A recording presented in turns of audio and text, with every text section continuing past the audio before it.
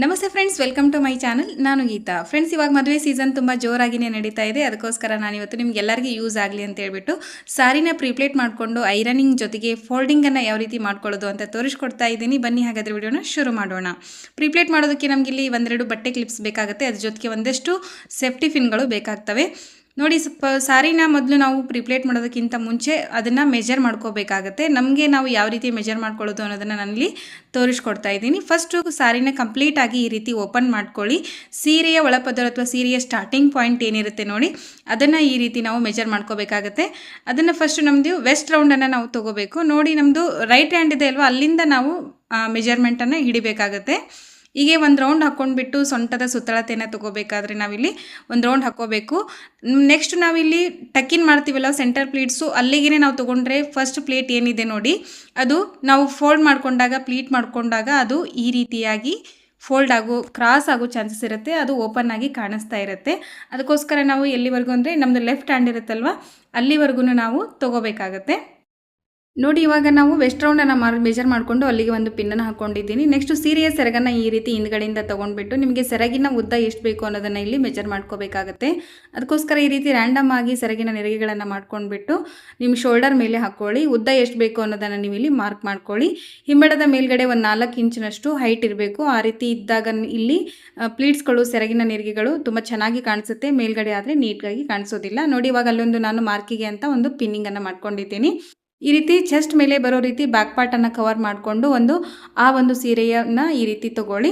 ಇಲ್ಲಿ starting point ಅಂದರೆ centre ಪ್ಲೀಟ್ ನಮ್ಮದು ಸ್ಟಾರ್ಟಿಂಗ್ ಪಾಯಿಂಟ್ ಪಿನ್ ಇದಾಗಿರುತ್ತೆ.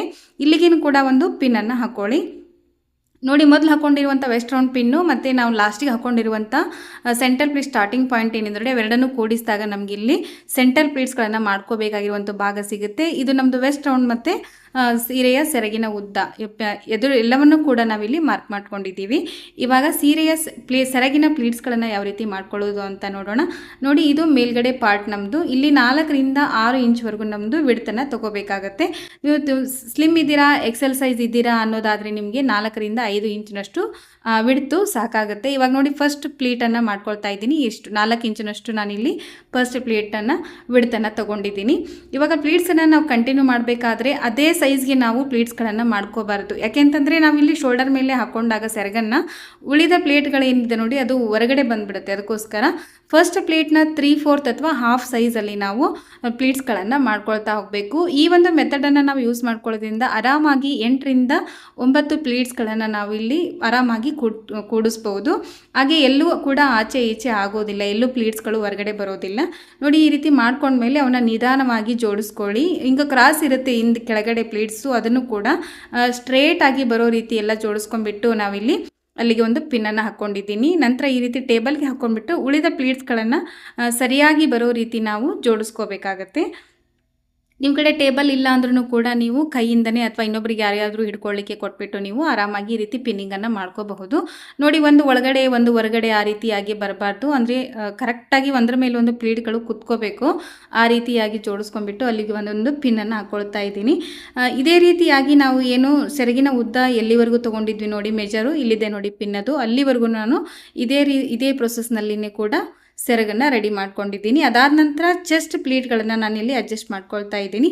ಫಸ್ಟು ಈ ರೀತಿ ರ್ಯಾಂಡಮ್ ಆಗಿ ಎಲ್ಲ ಪ್ಲೀಟ್ಸ್ಗಳು ಮೇಲ್ಗಡೆ ಕಾಣೋ ರೀತಿಯಾಗಿ ಜೋಡಿಸ್ಕೊಳ್ಳಿ. ಆಮೇಲೆ ನಿಮಗೆ ವಿಡ್ತ್ ಎಷ್ಟು ಬೇಕು ನೋಡಿ, ದಪ್ಪ ಇದ್ದೀರಾ ಅಥವಾ ಸ್ಲಿಮ್ ಇದ್ದೀರಾ, ನಿಮ್ಮದು ಚೆಸ್ಟ್ ವಿಡ್ತ್ ಎಷ್ಟಿದೆ ನೋಡಿ, ಚೆಸ್ಟ್ ಹೈಟ್ ಎಷ್ಟಿದೆ ನೋಡಿ, ಅದನ್ನು ನೋಡ್ಕೊಂಡ್ಬಿಟ್ಟು ಈ ರೀತಿ ನಿಧಾನವಾಗಿ ಜೋಡಿಸ್ಕೊಳ್ತಾ ಬನ್ನಿ. ಒಂದು ಪ್ಲೀಟಿಂದ ಇನ್ನೊಂದು ಪ್ಲೀಟ್ಗೆ ಇಲ್ಲಿ 1 ಇಂಚಿನಷ್ಟು ವಿಡ್ತು ಇರಬೇಕಾಗುತ್ತೆ. ದಪ್ಪ ಇದ್ದರೆ 1 ಇಂಚು ವಿಡ್ತ್ ಬೇಕಾಗುತ್ತೆ, ಸ್ಲಿಮ್ ಇದ್ದರೆ ಹಾಫ್ ಇಂಚ್ ವಿಡ್ತ್ ನಿಮಗೆ ಸಾಕಾಗುತ್ತೆ. ಅದಾದಮೇಲೆ ಈ ರೀತಿ ನೀಟಾಗಿ ಐರನನ್ನು ಮಾಡ್ಕೊಳ್ಳಿ. ನಿಮಗೆ ಐರನ್ ಬಾಕ್ಸ್ ಲಿಂಕ್ ಬೇಕು ಅನ್ನೋದಾದರೆ ನಾನು ಡಿಸ್ಕ್ರಿಪ್ಷನ್ ಬಾಕ್ಸಲ್ಲಿ ಹಾಕಿರ್ತೀನಿ, ಬೇಕಿದ್ದರೆ ಚೆಕ್ ಮಾಡ್ಕೊಳ್ಳಿ. ಇವಾಗ ಚೆಸ್ಟ್ ಪ್ಲೀಟ್ಸ್ಗಳನ್ನು ಐರನ್ ಮಾಡ್ಕೊಂಡಾದಮೇಲೆ ನೆಕ್ಸ್ಟ್ ನಮ್ಮದು ಈ ಕಡೆ ರೈಟ್ ಸೈಡ್ ಬರುವಂತಹ ಪ್ಲೀಟ್ ಅಂದರೆ ಕೆಳಗಡೆ ಬರುವಂತಹ ಪ್ಲೀಟ್ಸ್ ಏನಿದೆ ನೋಡಿ, ಅದನ್ನು ಕೂಡ ಈ ರೀತಿ ನೀಟಾಗಿ ಜೋಡಿಸ್ಕೊಳ್ಳಿ.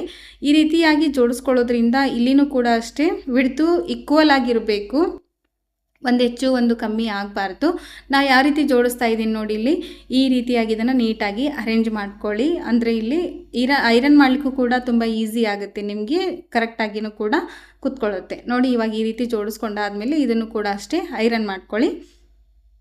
ಐರನ್ ಮಾಡ್ಕೋಬೇಕಾದ್ರೆ ನೀಟಾಗಿ ಮಾಡ್ಕೊಳ್ಳಿ. ತುಂಬ ಜಾಸ್ತಿ ಹೀಟನ್ನು ಇಟ್ಕೊಳ್ಳಿಕ್ಕೆ ಹೋಗಬೇಡಿ. ತುಂಬ ಕಡಿಮೆ ಹೀಟ್ ಇಟ್ಟಾಗಲೂ ಕೂಡ ನೀಟಾಗಿ ಕುತ್ಕೊಳ್ಳೋದಿಲ್ಲ ಐರನ್ನು. ಆ ಕ್ಲಾತ್ಗೆ ಬೇಕಾಗುವಂತಹ ಟೆಂಪ್ರೇಚರನ್ನು ಇಟ್ಕೊಂಡು ನೀವು ಐರನನ್ನು ಮಾಡ್ಕೊಳ್ಳಿ.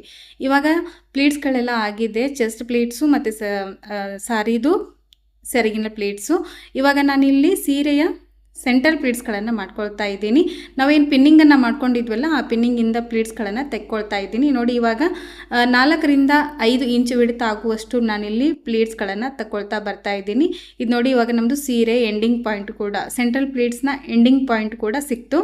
ಫಸ್ಟು ಈ ರೀತಿ ಟೇಬಲ್ ಮೇಲೆ ಹಾಕ್ಕೊಂಡ್ಬಿಟ್ಟು ನಿಧಾನವಾಗಿ ಅವನ್ನೆಲ್ಲವನ್ನು ಕೂಡ 1 ಬೈ 1 ಪ್ಲೀಟ್ಗಳು ನೀಟಾಗಿ ಕಾಣೋ ಹಾಗೆ ಅಡ್ಜಸ್ಟ್ ಮಾಡ್ಕೊಳ್ಳಿ. ಒಳಗಡೆ ಪ್ಲೀಟ್ಗಳು ಕ್ರಾಸ್ ಆಗಿರುತ್ತೆ. ಆ ಕ್ರಾಸ್ ಆಗಿರೋದ್ರಿಂದ ನಮಗೆ ಕೆಳಗಡೆ ಏನಾಗುತ್ತೆ ಅಂತಂದರೆ ಪ್ಲೀಟ್ಗಳು ಒಂದು ಹೆಚ್ಚು ಒಂದು ಕಮ್ಮಿ ಬರುತ್ತೆ. ಸೊ ಅದಕ್ಕೋಸ್ಕರ ಅದನ್ನು ಕೂಡ ನೀವು ಈಕ್ವಲ್ ಆಗಿ ಬರೋ ರೀತಿ ಎಲ್ಲ ಜೋಡಿಸ್ಕೊಂಡ್ಬಿಟ್ಟು ಅಲ್ಲಿ ಮೆಜರ್ಗೆ ಹಾಕ್ಕೊಂಡಿರುವಂಥ ಪಿನ್ನಿ ಇದೆ ನೋಡಿ, ಅದನ್ನೇ ನೀವು ತಗೊಂಡ್ಬಿಟ್ಟು ಅದಕ್ಕೆ ಒಂದು ಪಿನ್ನಿಂಗನ್ನು ಮಾಡ್ಕೊಳ್ಳಿ. ನೆಕ್ಸ್ಟ್ ಇವಾಗ ಈ ರೀತಿ ಟೇಬಲ್ ಮೇಲೆ ಹಾಕ್ಕೊಂಡ್ಬಿಟ್ಟು ಪ್ಲೀಟ್ಸ್ಗಳನ್ನು ಕರೆಕ್ಟಾಗಿ ಜೋಡಿಸ್ಕೊಳ್ತಾ ಬನ್ನಿ. ಇಲ್ಲಿ ಹಾಫ್ವರೆಗೂ ನಾವು ಜಾಸ್ತಿ ಸ್ಪ್ರೆಡ್ ಮಾಡ್ಕೊಳ್ಳೋದೇನು ಬೇಕಾಗಿಲ್ಲ. ಯಾಕೆಂದರೆ ನಾವು ಟಕ್ ಮಾಡ್ಕೊಂಡಾಗ ಅಲ್ಲಿನೂ ಕೂಡ ಅರ್ಧ ಒಳಗಡೆ ಹೋಗುತ್ತೆ, ಇನ್ನರ್ಧ ನಮ್ಮದು ವೆಸ್ಟ್ ಮೇಲೆ ಬರೋದ್ರಿಂದ ಅಲ್ಲಿ ನಮಗೆ ಜಾಸ್ತಿ ವಿಡ್ತ್ ಬೇಕಾಗಿಲ್ಲ. ಅಲ್ಲಿನೂ ಕೂಡ ಜೋಡಿಸ್ಕೊಂಡ್ಬಿಟ್ಟು ಒಂದು ಪಿನ್ನನ್ನು ಹಾಕ್ಕೊಳ್ತಾ ಇದ್ದೀನಿ. ಈ ರೀತಿ ಕೆಳಗಡೆ ಬರುವಂತಹ ಪ್ಲೀಟ್ಸ್ ಏನಿದೆ ನೋಡಿ, ಇದನ್ನು ಫಸ್ಟ್ ಎಲ್ಲಿ ಮುದುಡಿ ಆಗಬಾರ್ದು ಆ ರೀತಿಯಾಗಿ ಕರೆಕ್ಟಾಗಿ ಜೋಡಿಸ್ಕೊಳ್ಳಿ ಆಯಿತಾ. ಜೋಡಿಸ್ಕೊಂಡಾದಮೇಲೆ ನಿಮಗೆ ಒಂದು ಅರ್ಧ ಇಂಚಿನಷ್ಟು ವಿಡ್ತ್ ಬರುವಷ್ಟು ಇಟ್ಕೊಂಡ್ಬಿಟ್ಟು ಕರೆಕ್ಟಾಗಿ ಸ್ಪ್ರೆಡ್ ಮಾಡಿಕೊಂಡು ಅಲ್ಲಿಗೆ ಒಂದು ಪಿನ್ನನ್ನು ಹಾಕ್ಕೊಳ್ಳಿ. ಈ ರೀತಿ ಪಿನ್ ಹಾಕ್ಕೊಂಡಾದಮೇಲೆ ನಿಮಗೆ ಒಂದ್ಸಲ ಕರೆಕ್ಟಾಗಿ ಐರನ್ ಮಾಡ್ಕೊಳ್ಳಿ. ಐರನ್ ಮಾಡ್ಕೊಳ್ಳೋಕ್ಕೂ ಮುಂಚೆ ಏನಾದರೂ ಅಡ್ಜಸ್ಟ್ಮೆಂಟ್ ಇದ್ದರೆ, ಒಂದು ಹೈಟು ಹೆಚ್ಚು ಕಡಿಮೆ ಆಗಿದ್ದರೆ ಅವನ್ನೆಲ್ಲವನ್ನು ಕೂಡ ನೀವು ಮುಂಚೆನೇ ಕರೆಕ್ಟಾಗಿ ಜೋಡಿಸ್ಕೊಂಡ್ಬಿಟ್ಟು ಐರನ್ ಮಾಡ್ಕೊಳ್ಳಿ. ಯಾಕೆಂತಂದರೆ ಆಮೇಲೆ ಅಡ್ಜಸ್ಟ್ ಮಾಡಲಿಕ್ಕೆ ಹೋದರೆ ಐರನ್ ಆಗಿರೋದ್ರಿಂದ ಆಲ್ರೆಡಿ ಫೋಲ್ಡ್ ಎಲ್ಲ ಕುತ್ಕೊಂಡು ಬಿಟ್ಟಿರುತ್ತೆ, ಆವಾಗ ನೀಟಾಗಿ ಕುತ್ಕೊಳ್ಳೋದಿಲ್ಲ. ಅದಕ್ಕೋಸ್ಕರ ನೋಡಿ, ನೀವು ಫಸ್ಟ್ ಟೈಮ್ ಸ್ಯಾರಿನ ಐರನ್ ಮಾಡ್ತಿದ್ದೀರಾ ಅಂದಾಗ ತುಂಬ ಕಾಸ್ಟ್ಲಿ ಆಗಿರೋ ಸೀರೆನ ತೊಗೋಬೇಡಿ. ಯಾಕೆಂದರೆ ನಿಮಗೆ ಐರನ್ ಬಾಕ್ಸು ಟೆಂಪ್ರೇಚರ್ ಅಡ್ಜಸ್ಟ್ಮೆಂಟ್ ಗೊತ್ತಿಲ್ಲ ಅನ್ನೋದಾದರೆ ಸೀರೆ ಹಾಳಾಗೋ ಚಾನ್ಸ್ ಇರುತ್ತೆ. ಅದಕ್ಕೋಸ್ಕರ ನಾನಿಲ್ಲಿ ಬಾಕ್ಸ್ ಫೋಲ್ಡಿಂಗನ್ನು ಮಾಡ್ತಾ ಇದ್ದೀನಿ. ಫಸ್ಟು ವೆಸ್ಟ್ ರೌಂಡ್ ಪಾರ್ಟ್ ಏನಿರುತ್ತೆ ನೋಡಿ, ಅದನ್ನು ಈ ರೀತಿ ತಿರುಗಿಸ್ಕೊಂಡಿದ್ದೀನಿ ಆಯಿತಾ, ಉಲ್ಟಾ ಹಾಕ್ಕೊಂಡಿದ್ದೀನಿ. ಮತ್ತು ನಾನಿಲ್ಲಿ ಸೆಂಟರ್ ಪ್ಲೀಟ್ಸ್ನ ಒಳಗಡೆ ಪಾರ್ಟ್ ಏನಿದೆ ನೋಡಿ, ಅದನ್ನು ಕೂಡ ಐರನ್ ಮಾಡ್ಕೊಳ್ತಾ ಇದ್ದೀನಿ. ಈ ರೀತಿ ಐರನ್ ಮಾಡ್ಕೊಳ್ಳೋದ್ರಿಂದ ಸೀರೆ ನಮ್ಮದು ಹೊಟ್ಟೆ ಮೇಲೆ ಉಬ್ಬಿರೋ ರೀತಿ ಕಾಣಿಸೋದಿಲ್ಲ ಆಯಿತಾ. ಇವಾಗ ನನ್ನ ಕಡೆ ಇರುವಂತಹ ಮುಖ ಮಾಡಿ ಇರುವಂತಹ ಸೆಂಟರ್ ಪ್ಲೀಟ್ಸ್ಗಳನ್ನು ನಿಮ್ಮ ಕಡೆ ಅಂದರೆ ಕ್ಯಾಮ್ರಾ ಕಡೆ ಈ ರೀತಿ ತಿರುಗಿಸ್ಕೊಂಡಿದ್ದೀನಿ, ಜಸ್ಟ್ ತಿರುಗಿಸ್ಕೊಂಡಿದ್ದೀನಿ ಅಷ್ಟೇ. ಮತ್ತು ಅದೇ ವೆಸ್ಟ್ ರೌಂಡ್ ಪಾರ್ಟನ್ನು ನನ್ನ ಕಡೆ ಹಾಕ್ಕೊಂಡಿದ್ದೀನಿ. ಯಾಕೆ ಈ ರೀತಿ ಮಾಡ್ತೀವಿ ಅಂದರೆ, ನಾವು ಇಲ್ಲಿ ಒಂದು ಬಾಕ್ಸನ್ನು ಕ್ರಿಯೇಟ್ ಮಾಡ್ಕೋಬೇಕಾಗತ್ತೆ. ಮತ್ತು ಇವಾಗ ಅದೇ ಪಾರ್ಟನ್ನು ನಾವು ಇಲ್ಲಿ ಒಂದು ಬಾಕ್ಸ್ ಒಳಗಡೆ ನಾವು ಟಕ್ಕಿನ್ ಮಾಡ್ಕೋಬೇಕಾಗತ್ತೆ, ಸೇರಿಸ್ಕೋಬೇಕಾಗತ್ತೆ. ನೋಡಿ, ಈ ರೀತಿಯಾಗಿ ಅದನ್ನು ಫೋಲ್ಡ್ ಮಾಡಿಬಿಟ್ಟು ಅಲ್ಲಿ ಈ ರೀತಿ ನೀಟಾಗಿ ಕರೆಕ್ಟಾಗಿ ಫೋಲ್ಡ್ ಮಾಡ್ಕೊಳ್ಳಿ. ಈ ರೀತಿ ಮಾಡ್ಕೊಳ್ಳೋದ್ರಿಂದ ಬಾಕ್ಸ್ ದಾಟಿ ಬರೋದಿಲ್ಲ. ಈ ಪಾರ್ಟ್ ಏನಿದೆ ನೋಡಿ, ಅದು ಬಾಕ್ಸ್ ಒಳಗಡೆ ಕರೆಕ್ಟಾಗಿ ಕೂತ್ಕೊಳ್ಳುತ್ತೆ.